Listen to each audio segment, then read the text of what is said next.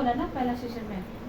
अब दूसरा सेशन में ये कह रहा प्रभु कि वो आपका भाग है, वो आपके जीवन का हिस्सा बन गया। आमीन। पहले भाग में कहा कि वही एक परमेश्वर है, और दूसरे भाग में कह रहा है कि वो आपके जीवन का हिस्सा बन गया। कितनी बड़ी बात है मेरे प्रिय। जीवन में कुछ ना हो, अगर आपसे कोई मुझसे अगर कहे ना ज्योति तुम सोना दे दो, चांदी दे दो, मैं सब कुछ दे दूंगी, लेकिन मैं अपने प्रभु को नहीं। मेरा प्रभु अगर मेरे साथ है तो सोना चांदी कुछ भी नहीं, क्योंकि वो मेरे हिस्से में आता है। हालेलुया। और अगर प्रभु हमारे हिस्से में है, हमारे भाग में है, तो जीवन के हर कठिन में परमेश्वर हमें आशीर्वाद देता है। हालेलुया। क्या लिखता है? हे ईश्वर मेरी रक्षा कर, क्योंकि मैं तेरा ही शरणागत हूँ। मैंने परमेश्वर से कहा तू ही मेरा प्रभु है, तेरे सिवा मेरी भलाई कहीं नहीं। ये गीत दाऊद लिखता है, भजनकार दाऊद लिखता है। दाऊद क्या था? 17 साल का एक लड़का था, और उस 17 साल का लड़का मात्र एक चरवाहा था। उसने कभी कल्पना नहीं करी कि वो जो लहरा था, चरवाहा था, उसको परमेश्वर चुनेगा और वो क्या बनेगा? इजराइल का राजा बनेगा। उसने कल्पना नहीं की। रूथ ने कभी कल्पना नहीं की कि जिस खेती पर वो काम कर रही है, एक दिन उसी खेती की क्या बनेगी? मालकिन बनेगी। एस्तर ने कभी नहीं सोचा कि एक झोपड़ी में रहती थी, उसके राजमहल में पटरानी बनेगी। ये नहीं सोचा उसने। लेकिन परमेश्वर वो कहता है कि जो तुम सोचते भी नहीं हो, उससे कहीं ज्यादा मैं तेरी भलाई की सोचता हूँ। और सचमुच इस घर में परमेश्वर आज भलाई की बातें कह रहा है। ये पहली बार ऐसा है कि प्रभु आज इनके घर में सिर्फ ब्लेसिंग की बातें कह रहा है। नहीं तो बहुत सारे घर में जहाँ मैं प्रभु के वचन को सुनाती, ताड़ना भरी बातें करता है। कृष्णानंद के घर में ताड़ना भरी बातें कही, दुष्टता को दिखा दिया था वहाँ पर। और सचमुच प्रभु का अनुग्रह है इस घर पर कि प्रभु पिछले सरमन में भी और अभी भी कह रहा है कि वो आपका भाग है, सिर्फ ब्लेसिंग की बातें कर रहा है। वो कह रहा है कि मैं तेरा ही शरणागत हूँ। मैंने परमेश्वर से कहा कि तू ही मेरा प्रभु है। दाऊद ने कभी कल्पना नहीं करी कि वो जो लहरा था, चरवाहा था, वो एक दिन राजा बनेगा। कई बार हम सोचते हैं ना, हमारे जीवन में ऐसे क्यों तकलीफ आती है? हम इतनी मेहनत कर रहे हैं, इतना प्रार्थना कर रहे हैं, मेरा पैर ठीक नहीं हो रहा, राजा नन्ना कहते हैं, इतना दुआ कर रहे हैं, इतना विनती प्रार्थना कर रहे, उपवास कर रहे, अभी तक नौकरी नहीं लगी, इतनी प्रार्थना करे, इतनी दुआ करे, शादी का कोई नामो निशान नहीं दिख रहा, इतना प्रार्थना करे, इतना दुआ करे, बिजनेस में कोई ग्रोथ नहीं दिख रहा। क्या कर रहे? पता है परमेश्वर कभी कभी कुछ चीजों को करने में विलम्ब करता है। और अगर प्रभु विलम्ब कर रहा है, इसका मतलब ये नहीं कि वो आपकी प्रार्थना को नहीं सुन रहा है। परमेश्वर आपकी प्रार्थना को सुन रहा है, लेकिन वो अपने समय पर उत्तर देगा। आपके हड़बड़ाने से नहीं होगा, आपके घबराने से नहीं होगा। वो जो दिन, जो समय आपके जीवन में परमेश्वर ने ठहराया है, उसी दिन पर परमेश्वर आपको वो आशीष देगा। इस संडे में मैं पास्टर सलीम खान का एक सरमन सुन रही थी। वो बताते हैं कि वो अपने चर्च में मीटिंग लेने के बाद एक लेडी आई जो 50+ है। कितना है? 50+।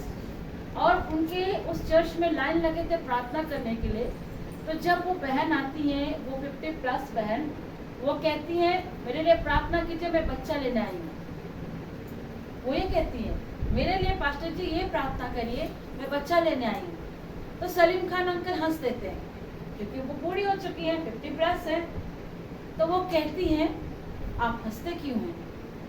आप जिस पुलपिट से यीशु का प्रचार कर रहे हैं, मैं उसी यीशु से बच्चा लेने आई। मैं आपसे लेने नहीं आई हूँ। सिस्टर ज्योति आपको कुछ नहीं दे सकती है, जो देगा परमेश्वर देगा। वो कहती हैं मैं आपसे लेने नहीं आई, लेकिन आप जो अभी पुलपिट से जिस यीशु का प्रचार कर रहे थे, मैं यीशु से ही बच्चा को लेने आई हूँ। और परमेश्वर उस बहन को आने वाले साल में, मतलब बीते साल अंकल बताते हैं, एक बच्चा दिया, एक बेटा दिया। वो अपने बच्चे को लेकर उनके भवन में पहुंचे। हालेलुया। ये कौन कर सकता है? हमारा परमेश्वर है। परमेश्वर अगर विलम्ब करता है कोई चीज में, तो कुछ बड़ा आपके जीवन में रखा है, बड़ा मिरेकल को रखा है, गवाहियों को रखता है। क्योंकि इब्रानी का पत्र कहता है कि गवाहों का बादल तुम्हें घेरा हुआ है। और तुम परमेश्वर के लिए गवाह ठहरो, क्योंकि हम लोग पिछले सरमन में देखे प्रभु ने हमें क्या कहा कि तुम परमेश्वर के साक्षी हो, तुम प्रभु के गवाह हो। इस समय जैसे हम लोग को देवदास बताते कि बचपन से प्रभु ने उनके ऊपर कैसा अनुग्रह किया, जो बातें उनके जीवन में असंभव थी उन बातों को परमेश्वर ने संभव किया।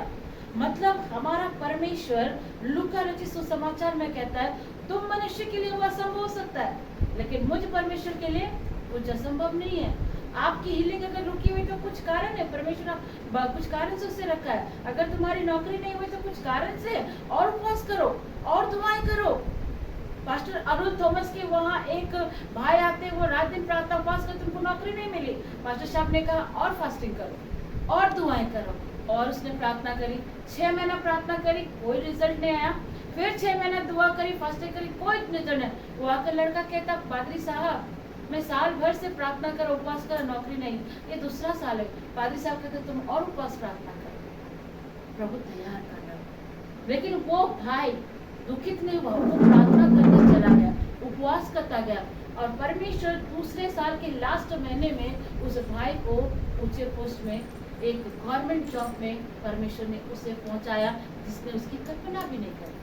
Hallelujah, hallelujah. प्रभु अपने समय में सारी बातों को पूरा करता है। सुलेमान सबोपदेश में कहते हैं मरने का भी समय है, सोने का भी समय है, जीवन देने का भी समय है, खाने का भी समय है, हंसने का भी समय, रोने का भी, हर एक बातों का एक समय है। आपके घबराने से, आपके विचलित होने से कुछ नहीं होगा, पर आप एक ही चीज कर सकते हैं, प्रार्थना, दुआ कर सकते हैं। प्रभु अपने समय में सारी बातों को करेगा। ये दाऊद जो 17 साल का लड़का था, उसने कल्पना नहीं करी थी कि वो राजा बनेगा, लेकिन परमेश्वर अपने दास सामुएल को कहता है तुम जा यिशै के पुत्र को, दाऊद जो है वो यिशै का बेटा है, यिशै के पुत्र को अभिषेक कर। और यिशै का बहुत सारा बेटा था। सामुएल क्या किया, अभिषेक का तेल लिया और गया और प्रभु से कहता क्या ये बेटा, प्रभु कहता नहीं, दूसरा नहीं, तीसरा नहीं, ऐसे करते करते करीबन उसके 10 बेटों को दिखा दिया। तो वो सामुएल कहता है प्रभु इनमें से अगर कोई भी बेटा नहीं तो किस बेटे की तू बात कर रहा है। तब परमेश्वर कहता यिशै से पूछ, यिशै से पूछता क्या तेरा और भी कोई बेटा है, बोलता है ना एक तो लौरा बेटा है, मतलब उसको कोई वैल्यू नहीं है, क्योंकि वो भेड़ बकरी चराता, चरवाहा लड़का है। कई बार हम अपने बच्चे को इतना इग्नोर करते हैं, उसकी परेशानी को नहीं समझते हैं, पर उसको, उसकी बातों को इग्नोर करते, उसको टॉन्ट करते हैं, उसको समझने की प्रयास नहीं करते, उसको नेग्लेक्ट करते। इसी तरह इसे भी दाऊद को नेग्लेक्ट करता था, क्योंकि एक चरवाहा लड़का था और उसके सब बच्चे फोर्स में थे, आर्मी में थे, साउल की सेना में थे, तो उन लोगों को काफी इज्जत मिलता था, लेकिन दाऊद को इज्जत नहीं मिलता था, इसलिए उसको कोई वैल्यू नहीं था। कई बार हम माँ बाप भी ऐसा ही करते हैं, अगर एक बच्चा इम्प्रूव कर रहा है, दूसरा बच्चा इम्प्रूव नहीं कर रहा, तो हम एक बच्चे को बहुत प्यार करते हैं, दूसरे बच्चे को इग्नोर करते चले जाते हैं। ऐसा ना करें, ऐसा ना करें, ऐसा ना करें, क्योंकि प्रभु के नजर में आप गुनहगार ठहरो।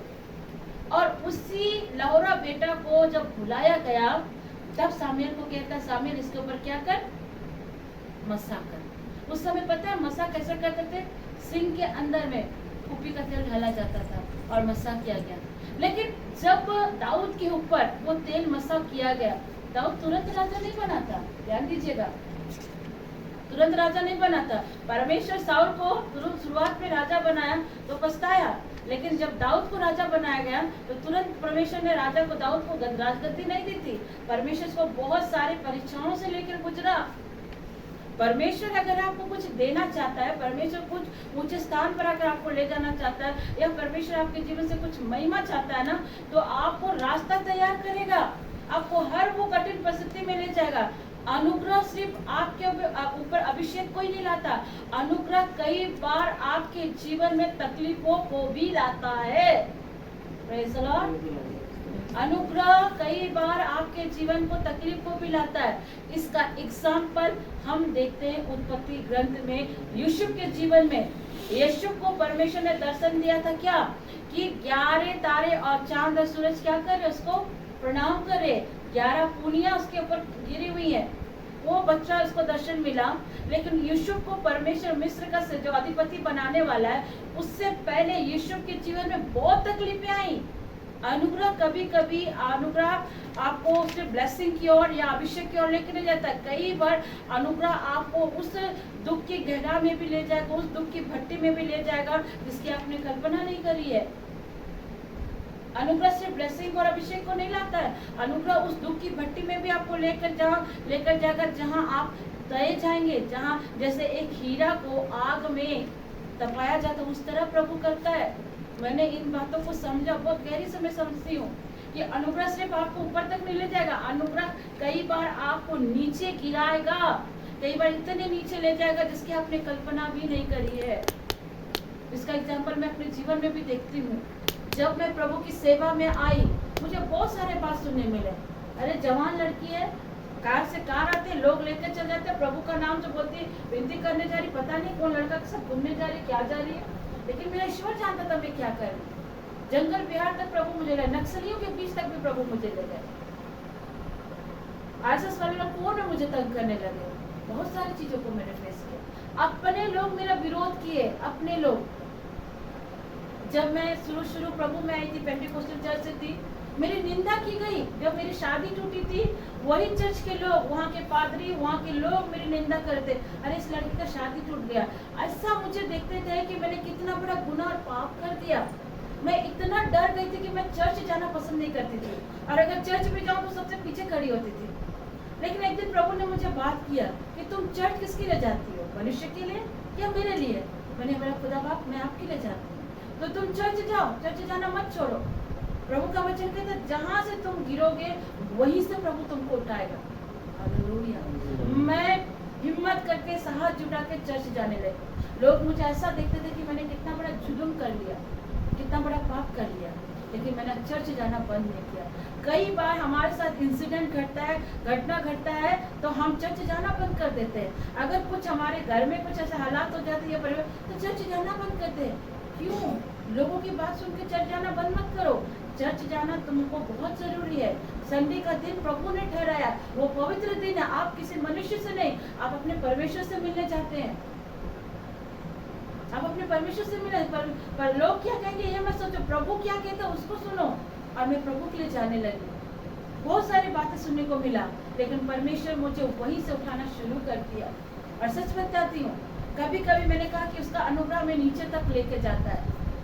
प्रभु मुझे वहां तक, उस लेवल तक भी लेकर गए। मुझे इस प्रभु की सेवा में आने के लिए मुझे कई जगह, मैं आपको सच कहती हूँ, कई बार मुझे मारा भी गया, कई बार मुझे पीटा भी गया। मुझे इतनी मार पड़ती थी ये प्रभु के लिए। जब मैं प्रेयर करने जाऊँ तब मुझे मार पड़ता था।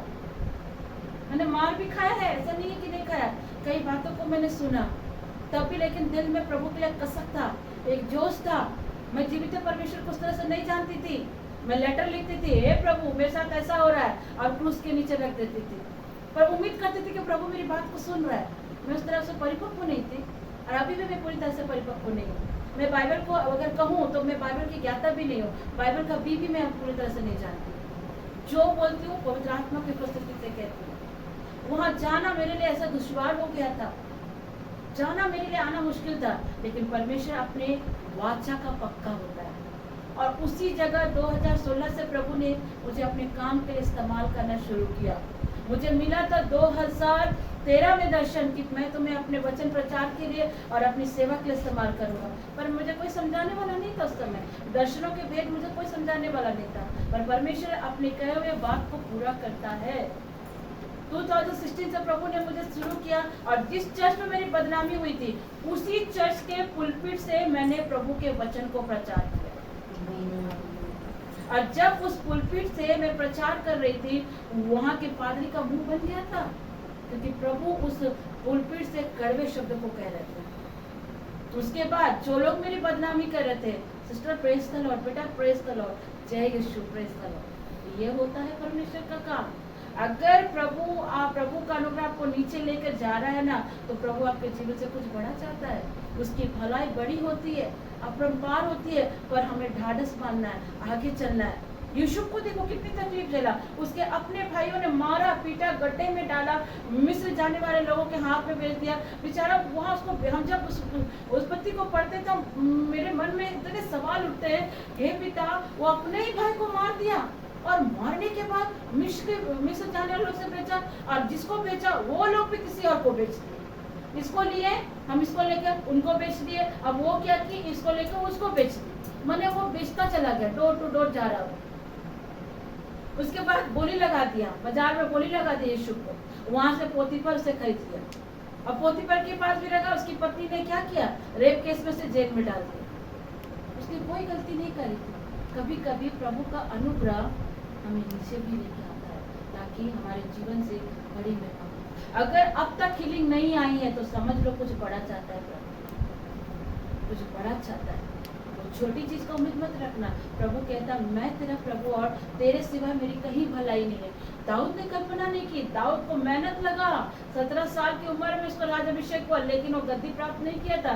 33 साल की उम्र में से राजगद्दी मिली। उसका अपना ससुर उसके पीछे पड़ गया उसको मर्डर करने के लिए, फलिस्तीनी लोग उसके पीछे पड़ गए। और जब अमोनी, मोआनी और फलिस्तीनी लोग जब उसके पीछे पड़े, दाऊद की पत्नी और उसके बच्चे को भी लेकर चले गए। कितनी सारी दुखों को उसने देखा, पर वो परमेश्वर के लिए ईमानदार बना रहा, और जिस वजह से परमेश्वर से इस्राएल का राजा घोषित किया। अगर प्रभु आपको कुछ दे रहा, जिस तरह इस समय दादा एक बात को, मैं हर एक लोगों की बात को बड़े ध्यान से सुनती हूँ, उन्होंने एक बात कहा कि अगर प्रभु आपको कुछ दे रहा और आप इसको गलत डायरेक्शन में ले जाए तो उसका खामियाजा आपको भरना पड़ेगा। और दाऊद को भी भरना पड़ा था। दाऊद प्रभु के रास्ते में चला, लेकिन वो प्रभु के विरुद्ध में भी काम किया। पता है प्रभु के विरुद्ध क्या काम किया था? उसने दूसरी की पत्नी के साथ रिश्ता बनाया और उसकी दूसरी की पत्नी के पति को मर्डर भी करवा दिया। बाइबल हर गलती को उजागर भी करती है। और उसने जब दूसरी की पत्नी से रिश्ता बनाया, उससे जब बच्चा पैदा हुआ, प्रभु ने उसे स्वीकार नहीं किया। दाऊद को जब एक व्यक्ति ने कोसा था, उस समय बदला नहीं लिया, लेकिन जब दाऊद बूढ़ा हुआ, बोलता सुलेमान को उसको मार देना क्योंकि ये मेरे को कोसा था। तो जो उसने भी पाप किए, और उसका खामियाजा दाऊद को भी भरना पड़ा था। क्या खामियाजा भरा था? उसके बेटे उसको मारने के लिए पीछे दौड़े थे, और उसके खुद के बेटे दाऊद की पत्नियों के साथ गलत रिश्ता बनाए। बाइबल पढ़ी है, शामिल की पत्री को पढ़ी, वहाँ लिखा है दाऊद की पत्नियों के साथ दाऊद के बेटे ने भी रिश्ते बनाए। मैं एस्तर प्रार्थना में बताई थी आप लोगों को किस तरह दाऊद की पत्नी के पहली पत्नी का बेटी के साथ दूसरी पत्नी का बेटा ने क्या किया, अपनी बहन से नाजायज रिश्ता बना दिया। खामियाजा भरा। जो से दादा बता रहे थे कि जब प्रभु आपको कुछ दे रहा है और आप उस गलत डायरेक्शन में जाओगे, उसका खामियाजा आपको भरना पड़ेगा। जैसा आप बीज बोओगे वैसा ही तो फल काटोगे ना। वैसे ही फल काटोगे। हम अगर आम का पेड़ बोएंगे तो उससे आम आएगा, बबूल नहीं आएगा। बबूल बोकर उस आम की उम्मीद करते हो तो कभी नहीं आएगा। परमेश्वर कहता है उसके सिवा और कोई भलाई नहीं है। यहाँ लिखता है वो पृथ्वी पे जो पवित्र लोग हैं वही आदर के योग्य है, और उन्हीं से मैं खुश रहता हूँ। आप क्या हैं? आदर के योग्य हैं। और आज प्रभु आपसे खुश है।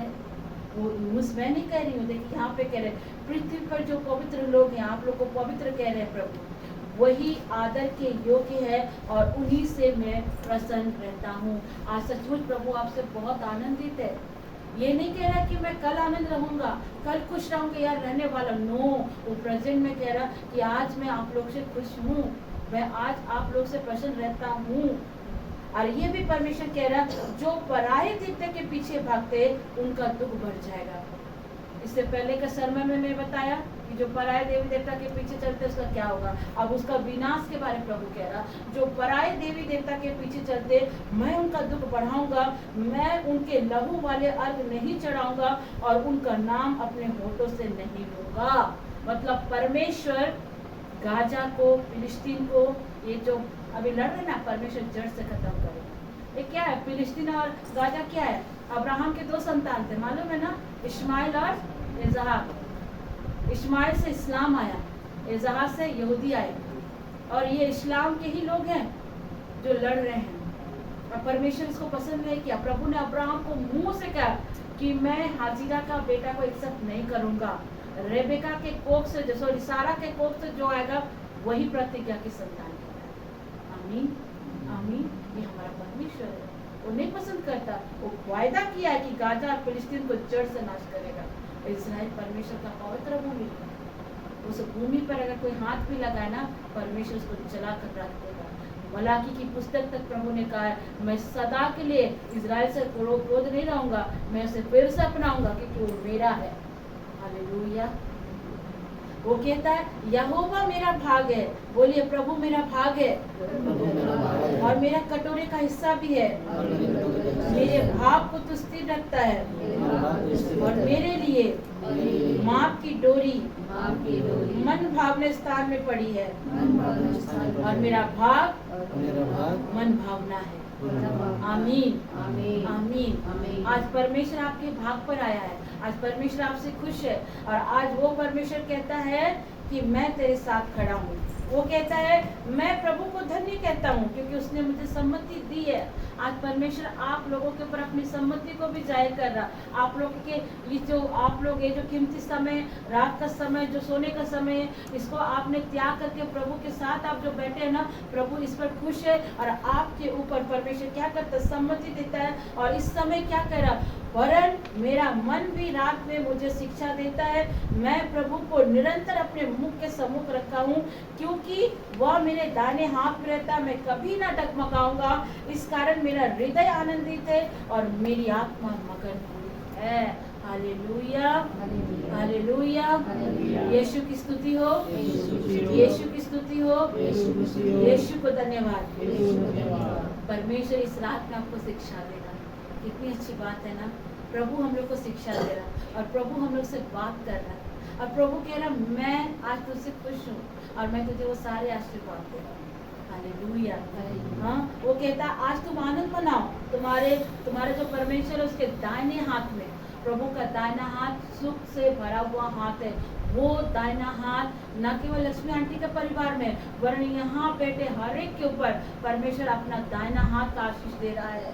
Hallelujah hallelujah. वो कहता है क्योंकि तू मेरे प्राण को क्या करेगा, अधोलोक में ना छोड़ेगा, ना अपने पवित्र भक्त को सड़ने देगा।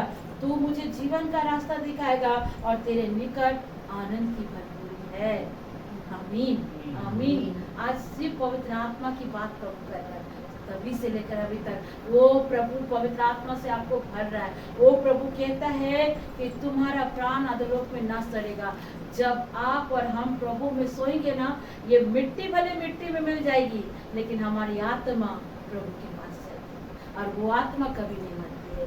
पहला कुरिन्थी कहते हैं आत्मा स्वतंत्र है, तुम सत्य को जानोगे और सत्य तुम्हें क्या करेगा, स्वतंत्र करेगा।